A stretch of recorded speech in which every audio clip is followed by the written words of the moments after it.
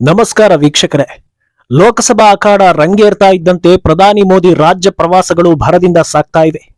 ದಕ್ಷಿಣ ಭಾರತ, ಉತ್ತರ ಭಾರತ ಹೀಗೆ ಎಲ್ಲಾ ರಾಜ್ಯಗಳಲ್ಲೂ ದಂಡಯಾತ್ರೆ ನಡೆಸ್ತಾ ಇರೋ ಪ್ರಧಾನಿ ಮೋದಿಗೆ ಕಾಲಿಟ್ಟ ಜಾಗದಲ್ಲೆಲ್ಲ ಅಭೂತಪೂರ್ವ ಪ್ರತಿಕ್ರಿಯೆ ವ್ಯಕ್ತವಾಗ್ತಾ ಇದೆ. ಬಂಗಾಳದಲ್ಲಿ ಬಿಜೆಪಿ ಆಟ ನಡೆಯಲ್ಲ ಅಂತ ಹೇಳ್ತಿದ್ದವರಿಗೆ ಪ್ರಧಾನಿ ಮೋದಿಯ ವಿಸಿಟ್ ದಿನವೇ ಉತ್ತರ ಸಿಕ್ಕಿತು. ಈಗ ಮೋದಿಯ ಕಾಶ್ಮೀರ ವಿಸಿಟ್ ವಿಪಕ್ಷಗಳಿಗೆ ಇನ್ನೂ ದೊಡ್ಡ ಸಂದೇಶವನ್ನ ರವಾನೆ ಮಾಡಿದೆ. ಒಂದು ಕಾಲದಲ್ಲಿ ಉಗ್ರ ಪೀಡಿತ ಎನಿಸಿಕೊಂಡಿದ್ದ ಕಾಶ್ಮೀರದ ಚಿತ್ರಣ ಕಂಪ್ಲೀಟ್ ಬದಲಾಗಿದೆ ಅನ್ನೋದಕ್ಕೆ ಮೋದಿಯನ್ನ ನೋಡೋಕೆ ಸೇರಿದ್ದ ಜನಸಮೂಹವೇ ದೊಡ್ಡ ಸಾಕ್ಷಿ ಅನ್ನೋ ಹಾಗಾಗಿತ್ತು.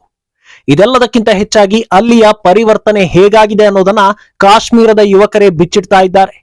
ಪುಟ್ಟ ಪುಟ್ಟ ಮಕ್ಕಳು ಕೂಡ ಪ್ರಧಾನಿ ಮೋದಿ ಬಗ್ಗೆ ದೊಡ್ಡ ಮಾತುಗಳನ್ನ ಆಡ್ತಾ ಇದ್ದಾರೆ. ಹಾಗಿದ್ರೆ ಪ್ರಧಾನಿ ಮೋದಿಯ ಕಾಶ್ಮೀರ ವಿಸಿಟ್ ಹೈಲೈಟ್ ಏನು ಅನ್ನೋದನ್ನ ಒನ್ ಬೈ ಒನ್ ವಿವರಿಸ್ತಾ ಹೋಗ್ತೀವಿ. ಈ ಮಧ್ಯೆ ಪ್ರಧಾನಿ ಮೋದಿ ಮುಂದಿನ 10 ವರ್ಷಗಳ ಕಾಲ ಪಿಎಂ ಸ್ಥಾನದಲ್ಲಿ ಇರ್ತಾರೆ ಅನ್ನೋ ಮಾಹಿತಿ ಕೂಡ ಹರಿದಾಡ್ತಾ ಇದೆ. ಹಾಗಿದ್ರೆ ಈ ಮಾತನ್ನ ಹೇಳಿದ್ಯಾರು? ಇನ್ನು 2 ಟರ್ಮ್ ಮೋದಿಯೇ ಪಿಎಂ ಆಗ್ತಾರಾ? ಇದನ್ನು ಕೂಡ ವಿವರಿಸ್ತಾ ಹೋಗ್ತೀವಿ. ಈ ವಿಡಿಯೋವನ್ನ ತಪ್ಪದೆ ಕೊನೆ ತನಕ ನೋಡಿ. ಅದಕ್ಕೂ ಮುನ್ನ ಮೀಡಿಯಾ ಮಾನ್ಸ್ಟರ್ ಚಾನೆಲ್ ಅನ್ನ ತಪ್ಪದೆ ಸಬ್ಸ್ಕ್ರೈಬ್ ಮಾಡಿ. ಜಮ್ಮು ಮತ್ತು ಕಾಶ್ಮೀರ ಭಾರತ ಮಾತೆಯ ಸಿಂಧೂರ ಅನ್ನೋ ಮಾತಿದೆ. ಆದ್ರೆ ಈ ಸಿಂಧೂರಕ್ಕೆ ಅದೆಂತ ಗ್ರಹಣ ಬಡಿದಿತ್ತು ಅನ್ನೋದು ಪ್ರತಿಯೊಬ್ಬ ಭಾರತೀಯನಿಗೂ ಗೊತ್ತಿದೆ. ಕಾಶ್ಮೀರ ನಮ್ಮದಲ್ಲ, ಅದನ್ನ ಕೊಟ್ಟು ಬಿಡೋದೇ ಒಳ್ಳೇದು, ಇಲ್ಲ ಅಂದ್ರೆ ಭಾರತ ಪಾಕ್ ನಡುವೆ ಯಾವಾಗ್ಲೂ ಗಲಾಟೆ ಆಗ್ಬಿಡುತ್ತೆ ಅಂತ ಹೆದರಿ ಕೈ ಕಟ್ಟಿ ಕುಳಿತವರು ಬಲಿಷ್ಠ ದೇಶವನ್ನ ಹೇಗೆಲ್ಲ ಬೆಂಡು ಮಾಡಿದ್ರು ಅನ್ನೋದು ಗೊತ್ತಿದೆ. ಆದ್ರೆ ನಮಗೆ ಸೇರಿದ ಯಾವುದನ್ನು ಬಿಡೋದಿಲ್ಲ ಅಂತ ಗಟ್ಟಿ ನಿರ್ಧಾರ ಕೈಗೊಂಡ ಮೋದಿ ನೇತೃತ್ವದ ಕೇಂದ್ರ ಸರ್ಕಾರ ಆರ್ಟಿಕಲ್ 370 ಅನ್ನ ಜಾರಿಗೆ ತಂದೇ ಬಿಡ್ತು. ಯಾವ ಅಪಸ್ವರಕ್ಕೂ ಕಿವಿಗೊಡದೆ ಕಾಶ್ಮೀರದ ಅಭಿವೃದ್ಧಿಗೆ ಸಂಕಲ್ಪವನ್ನ ತೊಟ್ಟೇ ಬಿಡ್ತು. ಇದರ ಫಲಿತಾಂಶವೇ ಮೋದಿ ಭೇಟಿಯಲ್ಲಿ ಕಾಣಿಸಿದ್ದು. ಮುಸ್ಲಿಂ ಬಹುಸಂಖ್ಯಾತವಿರೋ ಕಾಶ್ಮೀರದಲ್ಲಿ ಅವರ್ಯಾರು ಮೋದಿಯನ್ನ ಒಪ್ಪೋದಿಲ್ಲ ಅನ್ನೋ ಮಾತು ಈಗ ಸುಳ್ಳಾಗಿದೆ. ಯಾವ ಯುವಕರ ಕೈಗೆ ಕಲ್ಲು ಕೊಟ್ಟು ದ್ವೇಷವನ್ನ ಹರಡಿ ಆ ಯುವಕರ ಜೀವನವನ್ನ ಹಾಳು ಮಾಡೋದರ ಜೊತೆಗೆ ದೇಶದ ನೆಮ್ಮದಿಯನ್ನ ಹಾಳು ಮಾಡ್ತಾ ಇದ್ರೋ ಅದಕ್ಕೆ ಈಗ ಬ್ರೇಕ್ ಬಿದ್ದಿದೆ. ಇದನ್ನ ಅಲ್ಲಿಯ ಯುವಕರೇ ಬಿಚ್ಚಿಡ್ತಾ ಇದ್ದಾರೆ. ಅಂದ್ಹಾಗೆ ಮೋದಿ ಕಾರ್ಯಕ್ರಮಕ್ಕೆ ಸುಮಾರು 2.5 ಲಕ್ಷ ಜನರು ಸೇರಿದ್ರು ಅನ್ನೋ ಮಾಹಿತಿ ರಿವೀಲ್ ಆಗ್ತಾ ಇದೆ.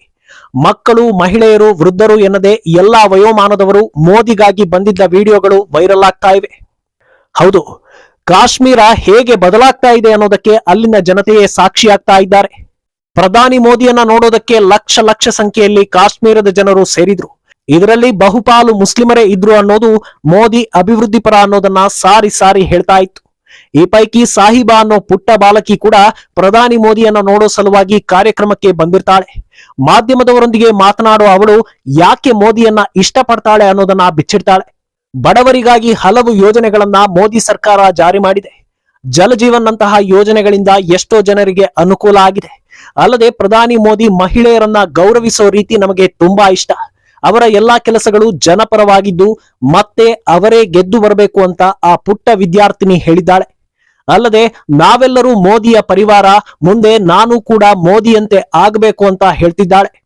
ಇನ್ನೊಂದೆಡೆ ಕಾಶ್ಮೀರ ಯುವಕ ಒಬ್ಬ ಅಲ್ಲಿನ ರಿಯಾಲಿಟಿಯನ್ನ ಬಿಚ್ಚಿಟ್ಟಿದ್ದಾನೆ. ನಾನು 10ನೇ ಕ್ಲಾಸ್ನಲ್ಲಿದ್ದಾಗ ನಮಗೆ ಕಲ್ಲು ಎಸೆಯೋದಕ್ಕೆ ಹೇಳ್ತಾ ಇದ್ರು. ಇದಕ್ಕಾಗಿ 500 ರೂಪಾಯಿ ಕೊಡ್ತಾ ಇದ್ರು. ದುಡ್ಡು ಸಿಗುತ್ತೆ ಅಂತ ನಾವು ಕಲ್ಲು ಎಸಿತಾ ಇದ್ವಿ. ಆದ್ರೆ ನಾವ್ ಯಾಕೆ ಆ ಕೆಲಸ ಮಾಡ್ತಾ ಇದ್ವಿ ಅನ್ನೋದು ಗೊತ್ತಾಗ್ತಾ ಇರ್ಲಿಲ್ಲ. ಆದ್ರೆ ಈಗ ಕಾಲ ಬದಲಾಗಿದೆ. ನಮ್ಮ ತಪ್ಪುಗಳು ನಮಗೆ ಅರಿವಾಗಿವೆ. ಸತ್ಯ ಏನು ಅಂತ ಗೊತ್ತಾದಾಗಿನಿಂದ ಪ್ರಧಾನಿ ಮೋದಿಗೆ ವೋಟ್ ಮಾಡ್ತಾ ಇದ್ದೀನಿ ಅಂತ ಆ ವ್ಯಕ್ತಿ ಹೇಳಿದ್ದಾನೆ. ಈ ವಿಡಿಯೋ ಎಲ್ಲೆಡೆ ವೈರಲ್ ಆಗ್ತಾ ಇದೆ. ಇದೆಲ್ಲದರ ನಡುವೆ ಶ್ರೀನಗರ ಪ್ರವಾಸದಲ್ಲಿ ಪ್ರಧಾನಿ ಮೋದಿ ಯುವಕನ ಜೊತೆ ತೆಗೆಸಿಕೊಂಡಿರೋ ಸೆಲ್ಫಿ ಇಡೀ ದೇಶಾದ್ಯಂತ ವೈರಲ್ ಆಗ್ತಾ ಇದೆ. ನಜೀಮ್ ಅನ್ನೋ ಯುವಕನನ್ನ ಪ್ರಧಾನಿ ಮೋದಿ ಸ್ನೇಹಿತ ಅಂತ ಕರೆದಿರೋದು ಎಲ್ಲರಲ್ಲೂ ಆತನ ಬಗ್ಗೆ ಕುತೂಹಲವನ್ನ ಮೂಡಿಸಿದೆ. ಅಂದಹಾಗೆ ಈ ನಜೀಮ್ ಕತೆ ತುಂಬಾ ರೋಚಕವಾಗಿದೆ. 2018ರಲ್ಲಿ 10ನೇ ಕ್ಲಾಸ್ ಓದುವಾಗ ತಮ್ಮ ಮನೆ ಟೆರೆಸ್ ಮೇಲೆ 2 ಜೇನು ಪೆಟ್ಟಿಗೆ ಇರಿಸಿರ್ತಾರೆ ನಸೀಮ್. ಪ್ರತಿನಿತ್ಯ ಅದರ ಬಗ್ಗೆ ಗಮನ ಹರಿಸ್ತಾ ಪೋಷಿಸ್ತಾ ಬರ್ತಾರೆ. ಅದರಿಂದ ಸ್ವಲ್ಪ ಪ್ರಮಾಣದ ಜೇನು ಸಿಕ್ಕಾಗ ಇದರ ಉದ್ಯಮವನ್ನೇ ಯಾಕೆ ಮಾಡಬಾರದು ಅನ್ನೋ ಯೋಚನೆ ಬರುತ್ತೆ. ನಂತರ ಪ್ರಧಾನಮಂತ್ರಿ ಎಂಪ್ಲಾಯ್ಮೆಂಟ್ ಜನರೇಷನ್ ಪ್ರೋಗ್ರಾಂ ಯೋಜನೆ ಅಡಿಯಲ್ಲಿ ನಜೀಮ್ಗೆ 5 ಲಕ್ಷ ರು ಸಾಲ ಲಭಿಸುತ್ತೆ. ಇದರಲ್ಲಿ 50% ರಿಯಾಯಿತಿ ದರದಲ್ಲಿ 25 ಜೇನು ಪೆಟ್ಟಿಗೆ ಖರೀದಿಸಿ ಜೇನು ಸಾಕಣೆಯನ್ನ ಆರಂಭಿಸುತ್ತಾರೆ. ಮೊದಲ ಪ್ರಯತ್ನದಲ್ಲೇ 75 ಕೆಜಿ ಜೇನು ಪಡೆಯುವಲ್ಲಿ ಯಶಸ್ವಿಯಾಗ್ತಾರೆ. ಇದನ್ನ ಗ್ರಾಮಸ್ಥರಿಗೆ ಮಾರುವ ಮೂಲಕ 60,000 ರು ಹಣವನ್ನ ಸಂಪಾದಿಸುತ್ತಾರೆ. ಇದು ಅವರ ಕುಟುಂಬಸ್ಥರಿಗೂ ಖುಷಿ ತರುತ್ತೆ. ಇದರಿಂದ ಮೋಟಿವೇಟ್ ಆಗೋ ನಜೀಮ್ 2020ರಲ್ಲಿ ವೆಬ್ಸೈಟ್ ಕೂಡ ಆರಂಭಿಸಿ ದೊಡ್ಡ ಮಟ್ಟದಲ್ಲಿ ಜೇನು ಕೃಷಿಯನ್ನ ಆರಂಭಿಸುತ್ತಾರೆ. ಇದರ ಪರಿಣಾಮ ಈಗ ಪ್ರತಿ ವರ್ಷ ಸುಮಾರು 5,000 ಕೆಜಿ ಜೇನು ಮಾರಾಟವಾಗ್ತಾ ಇದ್ದು ಇವರ ಕೈ ಕೆಳಗೆ 100 ಜನ ಕೆಲಸ ಮಾಡ್ತಾ ಇದ್ದಾರೆ. ಈ ವಿಚಾರವನ್ನ ತಿಳಿದ ಮೋದಿ ಸಂತಸಗೊಂಡಿದ್ದು ಅವರ ಜೊತೆ ಸೆಲ್ಫಿ ತೆಗೆದು ತಮ್ಮ ಅಕೌಂಟ್ನಿಂದ ಶೇರ್ ಮಾಡಿದ್ದಾರೆ. ಅಲ್ಲದೆ ವೈಟ್ ರೆವಲ್ಯೂಷನ್, ಗ್ರೀನ್ ರೆವಲ್ಯೂಷನ್ ಅಂತೆ ಕಾಶ್ಮೀರದಲ್ಲಿ ಸ್ವೀಟ್ ರೆವಲ್ಯೂಷನ್ ಆಗ್ತಾ ಇದೆ ಅಂತ ಶ್ಲಾಘಿಸಿದ್ದಾರೆ.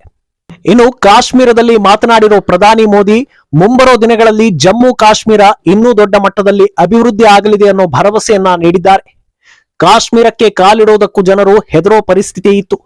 ಆದ್ರೆ ಮುಂದಿನ ದಿನಗಳಲ್ಲಿ ಜನರು ಕಾಶ್ಮೀರದಲ್ಲಿ ವೆಡ್ಡಿಂಗ್ ಪ್ಲಾನ್ ಮಾಡುವ ರೀತಿಯಲ್ಲಿ ಬದಲಾವಣೆ ಆಗಲಿದೆ ಅಂತ ಭರವಸೆ ಕೊಟ್ಟಿದ್ದಾರೆ. ಅಲ್ಲದೆ ವಿಕಸಿತ ಭಾರತ, ವಿಕಸಿತ ಜಮ್ಮು ಕಾಶ್ಮೀರದ ಅಡಿಯಲ್ಲಿ 6,400 ಕೋಟಿ ಅಭಿವೃದ್ಧಿ ಕೆಲಸಗಳಿಗೆ ಚಾಲನೆ ನೀಡುವ ಮೂಲಕ ಅಲ್ಲಿನ ಜನರಿಗೆ ಸರ್ಕಾರದ ಮೇಲೆ ನಂಬಿಕೆ ಹೆಚ್ಚುವಂತೆ ಮಾಡಿದ್ದಾರೆ ಪ್ರಧಾನಿ ಮೋದಿ.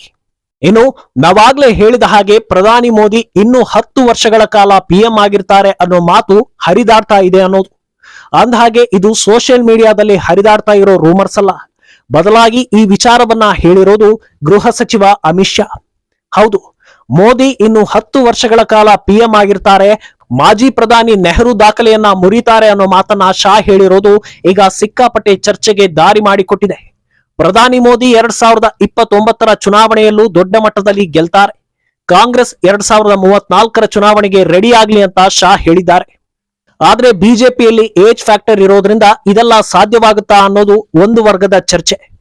ಆದರೆ ಬಿಜೆಪಿ ಇತಿಹಾಸದಲ್ಲೇ ಅಟಲ್ ಬಿಹಾರಿ ವಾಜಪೇಯಿ ಅವರ ನಂತರ ಹೆಚ್ಚು ಜನಪ್ರಿಯತೆ ಗಳಿಸಿರೋ ಪ್ರಧಾನಿ ಅಂದ್ರೆ ಅದು ನರೇಂದ್ರ ಮೋದಿ. ಮೋದಿ ಆಡಳಿತವನ್ನ ಜನರು ಯಾವ ಮಟ್ಟದಲ್ಲಿ ಮೆಚ್ಚಿಕೊಂಡಿದ್ದಾರೆ ಅನ್ನೋದು ಎಲ್ಲರ ಕಣ್ಮುಂದೆಯೇ ಇದೆ. ಆದ್ರಿಂದ ನರೇಂದ್ರ ಮೋದಿ ಪ್ರಧಾನಿ ಸ್ಥಾನದಲ್ಲಿ ಮುಂದುವರಿಯೋದಕ್ಕೆ ಜನರಿಂದಲೇ ಒತ್ತಾಯ ಬರಬಹುದು ಅಂತಲೂ ಅಂದಾಜಿಸಲಾಗಿದೆ. ಆದ್ರೆ ಈ ಮಧ್ಯೆ ಅಧಿಕಾರಕ್ಕೆ ಅಂಟಿಕೊಂಡ್ರು ಅನ್ನೋ ಮಾತು ಬಂದ್ರೆ ಅದರಿಂದ ಪಕ್ಷದ ಮೇಲೂ ನಕಾರಾತ್ಮಕ ಪರಿಣಾಮ ಬೀರುತ್ತೆ. ಅಲ್ಲದೆ ಪರ್ಯಾಯ ನಾಯಕನನ್ನ ಈಗ ಬೆಳೆಸದೇ ಇದ್ದರೆ ಬಿಜೆಪಿ ಭವಿಷ್ಯಕ್ಕೂ ಹೊಡೆತ ಬೀಳುವ ಸಾಧ್ಯತೆ ಇರೋದ್ರಿಂದ ಈ ವಿಚಾರದಲ್ಲಿ ಪ್ರಧಾನಿ ಮೋದಿ ಹಾಗೂ ಹೈಕಮಾಂಡ್ ಯಾವ ನಿರ್ಣಯವನ್ನ ತೆಗೆದುಕೊಳ್ಳುತ್ತೆ ಅನ್ನೋದು ಕುತೂಹಲ. ಇನ್ನು ಈ ಮಧ್ಯೆ ಮೋದಿ ಪ್ರಧಾನಿ ಆಗ್ಬೇಕು ಅಂತ 102 ವರ್ಷದ ವೃದ್ಧೆಯೊಬ್ಬರು ಮಾದೇಶ್ವರ ಬೆಟ್ಟವನ್ನ ಹತ್ತಿ ಪ್ರಾರ್ಥನೆ ಸಲ್ಲಿಸೋದಕ್ಕೆ ಮುಂದಾಗಿದ್ದಾರೆ.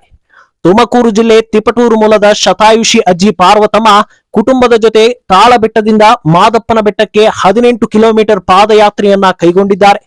ಕಳೆದ 6 ವರ್ಷಗಳಿಂದಲೂ ಇವರು ಪ್ರತಿ ವರ್ಷ ಪಾದಯಾತ್ರೆ ಮಾಡ್ತಾ ಇದ್ದು ಈ ಬಾರಿ ಮೋದಿ ಮತ್ತೊಮ್ಮೆ ಪ್ರಧಾನಿ ಆಗಬೇಕು ಅಂತ ಪ್ರಾರ್ಥಿಸಿ ಪಾದಯಾತ್ರೆ ಕೈಗೊಂಡಿದ್ದಾರೆ.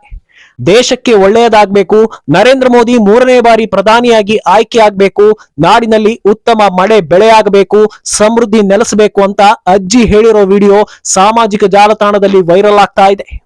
ಒಟ್ನಲ್ಲಿ ಮೋದಿ ಜನಪ್ರಿಯತೆ ಯಾವ ಮಟ್ಟದಲ್ಲಿದೆ ಅನ್ನೋದಕ್ಕೆ ಈ ಎಲ್ಲಾ ಘಟನೆಗಳು ಸಾಕ್ಷಿ ಆಗ್ತಾ ಇವೆ. ಯಾವ ಪ್ರಮಾಣದಲ್ಲಿ ಪ್ರಧಾನಿ ಮೋದಿ ಗೆದ್ದು ಬರ್ತಾರೆ ಅನ್ನೋದು ಸದ್ಯದ ಕುತೂಹಲ. ಈ ಬಗ್ಗೆ ನಿಮ್ಮ ಅಭಿಪ್ರಾಯ ಏನು ಅನ್ನೋದನ್ನ ತಪ್ಪದೆ ಕಾಮೆಂಟ್ ಮೂಲಕ ತಿಳಿಸಿ.